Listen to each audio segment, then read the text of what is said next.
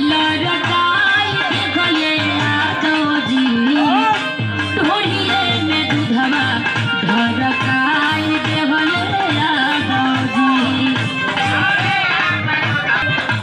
मर्दे के नाम पर कलंक के न बड़ा कहीं भेजत तो जैवा ना मुंह चोरे नहीं है घर में घुस रहा। अरे तो तू ही न जान चुका सब कि यादव जी के यहाँ से ना जैवा तो का करब जाए के परी न गइला के ये तो नतीजा बा सुना। बोला दूध ना ठीक से न पले हो कोरा में धाके चपले हो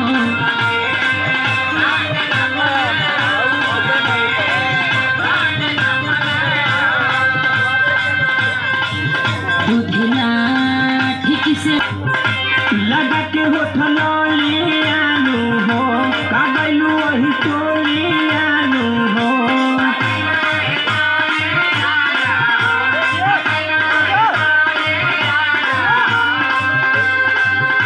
लगा के होठलाली आलू हो कागलू वही टोली आलू हो।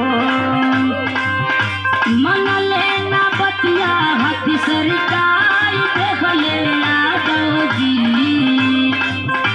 मन लेना बतिया हाथी सरकार देखले यादव जी ढोड़ी में दूधवा ढरकाई देखले यादव जी।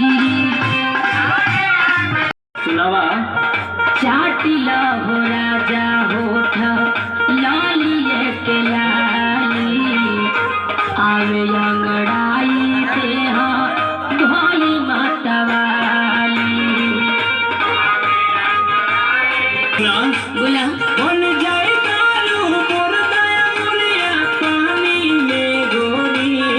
अच्छा बन जाए दारू मोर दया मुनिया पानी में गोरी। हाँ। चल काटल जाई जानी मच्छरदानी में गोरी। चला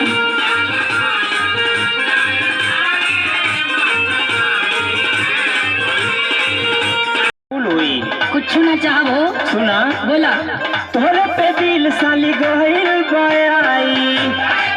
सोचला जवन जीजा हो नहीं पाई तोरे पे दिल साली गहिल बयाई। रोगा झूठा हो के ना रउआ पाली रोगा झूठा हो के ना रउआ पाली। अरे सुना सुना बोला जान मारेला उठवा के लाली। अच्छा जान मारेला उठवा के लाली ए सुनर को साली। होश में रहा होश में। देव कागा दूध भात खोरावा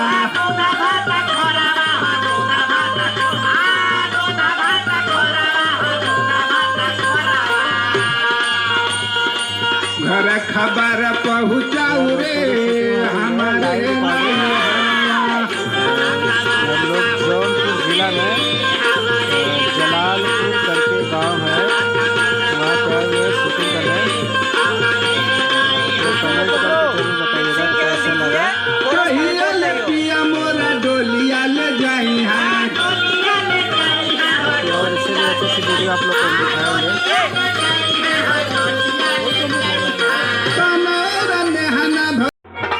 पतिया माना हरदी तोहे लगवाइए देबुना। अरे बारे भौजी बा वहाँ ना जा से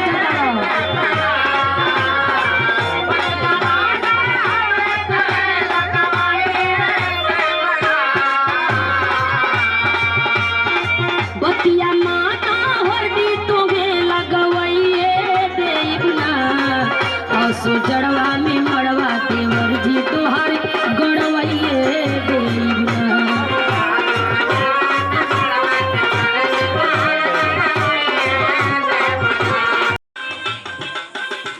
सुना बोला हो घर में बड़ा कुफुत बा। हाँ का भइलो तोके आ का बताए सुन तब न सुनावा। बोली बोलेली जेठनिया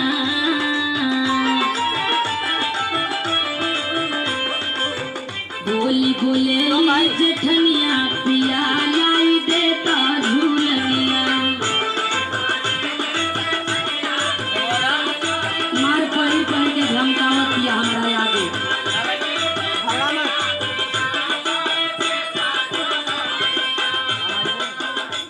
अरे बोले दा इसमें तनी कड़की बा सुना हमार बात बोला बढ़े दा घन